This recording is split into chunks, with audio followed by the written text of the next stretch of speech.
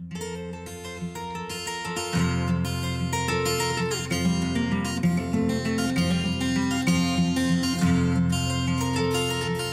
nome é Thaís Sueli de Lima, sou mãe da Maria Eduarda, uma menina de 3 anos que tem a síndrome do xarope de bordo, que é uma doença metabólica do fígado,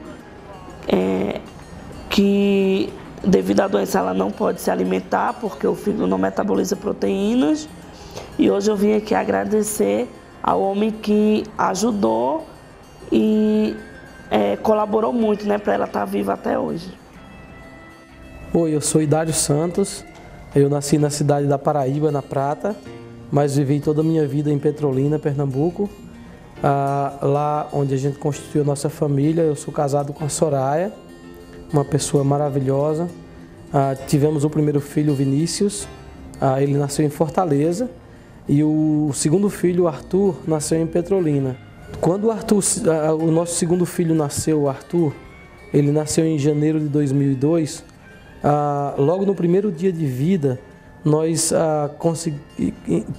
vimos que ele tinha um problema. Nós não conseguíamos descobrir qual era o problema, e aí começou uma maratona a levá-lo para hospitais. Nos hospitais, os médicos não sabiam o que fazer, nem o que diagnosticar. E o segundo dia veio e ele começou a ficar pior, mais letárgico, e ele começou a não responder como um bebê normal. E aí ele entrou em estado de coma já em Petrolina. Quando ela nasceu, ela ficou comigo no quarto, foi um parto normal, tranquilo. Com 3 dias a gente foi para casa. Aí com 1 semana ela perdeu a sucção e a deglução. Aí eu voltei para o hospital com ela. Falei com o médico que ela não estava comendo, que ela não estava engolindo. Ele simplesmente nem tocou nela. Todo dia eu ia em um hospital diferente. Uns falavam que ela estava com rinite alérgica, outros falavam que rinite alérgica na idade dela não existia. Eu fiz o teste do pezinho pelo SUS, né? Ela tinha 7 dias de vida, que deu normal. Aí quando ela reinternou, eu fiz o outro teste no hospital. Isso com 1 mês de vida. Foi quando eu descobri a doença dela. Quando a médica chegou para mim e falou assim: mãezinha, sua filha tem uma doença muito rara, chamada doença da urina, xarope de bordo. Olhei para ela e falei assim: que é isso? 5 primeiros meses da vida dela, eu senti a sensação que eu ia perder ela, porque assim, ela até os 3 meses ela ficou muito grave, entendeu? Ela teve 2 comas, entendeu? Assim, inchou muito porque os órgãos pararam.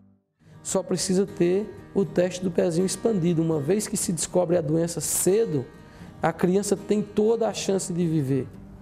Mas se o diagnóstico é tardio ou é um falso diagnóstico, como aconteceu comigo, e os pais vão aceitar, porque se um médico dá um diagnóstico, quem é você para contestar? A verdade é que se você for comparar a quantidade de hospitalizações que uma criança com a doença rara tem, quando tem um diagnóstico tardio, é enorme. A criança vive dentro do hospital. Se você tem um diagnóstico precoce, a criança não precisa estar dentro do hospital. Então, o custo de hospitalização cai mais de 90%.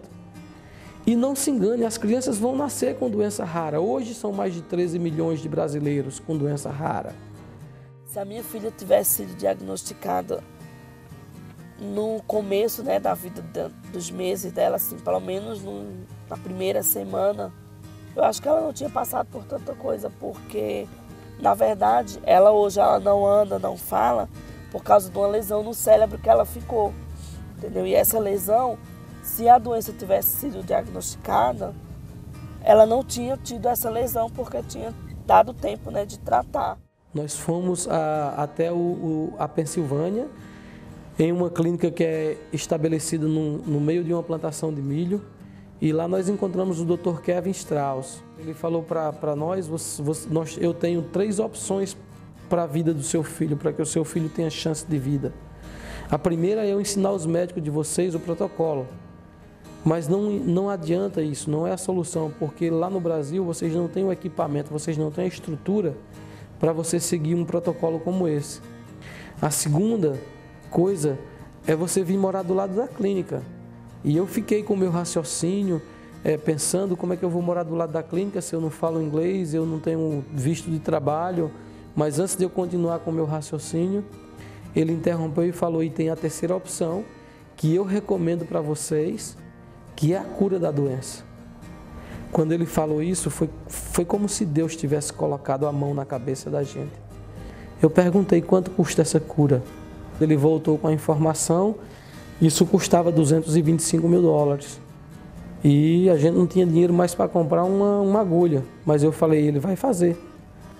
Teve uma época também muito difícil lá, porque quando o rins dela parou, o líquido dela não estava nos vasos sanguíneos, estava por debaixo da pele dela. Aí a médica chegou para mim, ela falou, ela está intoxicada. Se a gente der albumina, é risco de 1% dela sobreviver. E se a gente não der, eu não posso dizer certeza, mas provavelmente sua filha amanhã não merece vir. Aí eu peguei e autorizei, eu falei, vamos tentar 1%, é melhor 1% do que nada. Aí tentamos, né? Mas assim, aquela noite foi a noite mais difícil da minha vida. Porque assim, eu ficava pensando, se ela morrer, eu autorizei matar minha filha, entendeu? Mas ao mesmo tempo eu pensava, poxa, se ela sobreviver, né? Nós voltamos para o Brasil com a mala cheia de esperança. Entramos com um processo administrativo que deu em nada, muito rápido. E aí tivemos que entrar com ação judicial.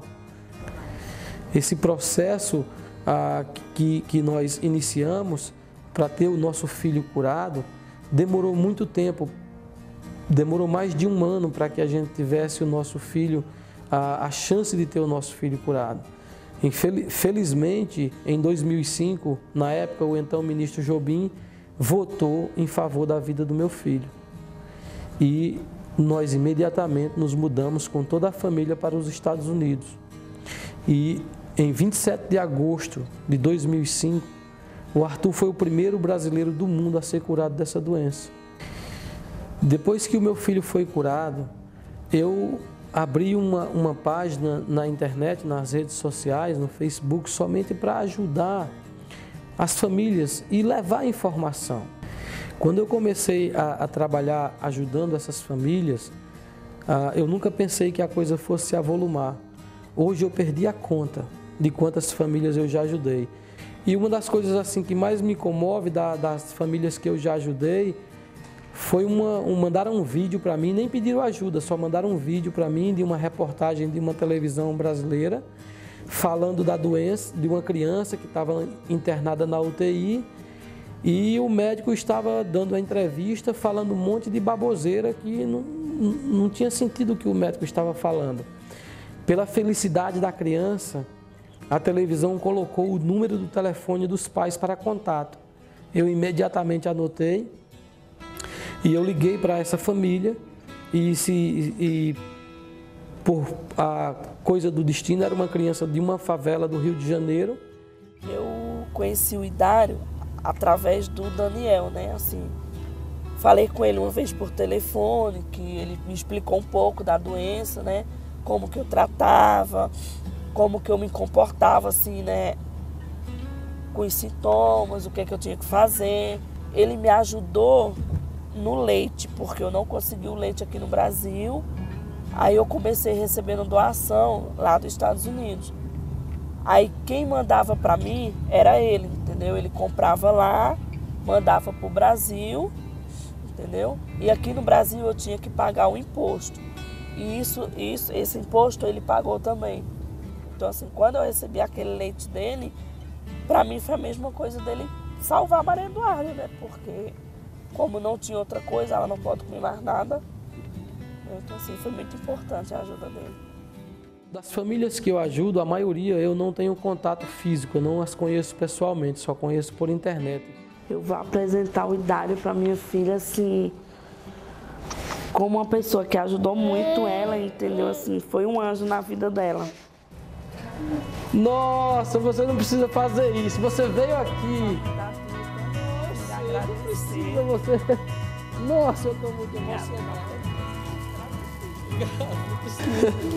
Nossa, me dá ela aqui. Oh, coisa linda do titio. Não precisa você fazer isso, querido. Nossa.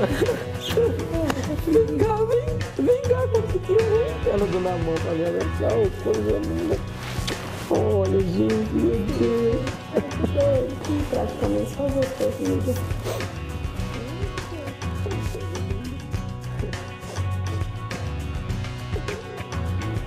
É muito linda. Gente, como é que pode? Isso não tem preço, gente. Não tem preço. Oh, obrigado por você ter vindo. Você ter ajudado, assim, eles sem conhecer, sem saber quem era, assim. Nossa, gente, é muita emoção. Oh, meu Deus do céu, que coisa mais linda do mundo, meu Deus do céu. Nós vamos pular, vamos brincar com a Arthur um dia, não vamos? Vocês vão? Te amo muito, viu? Nossa, que coisa linda. Obrigado por você ter vindo de novo. Obrigado, viu? Muito obrigado mesmo.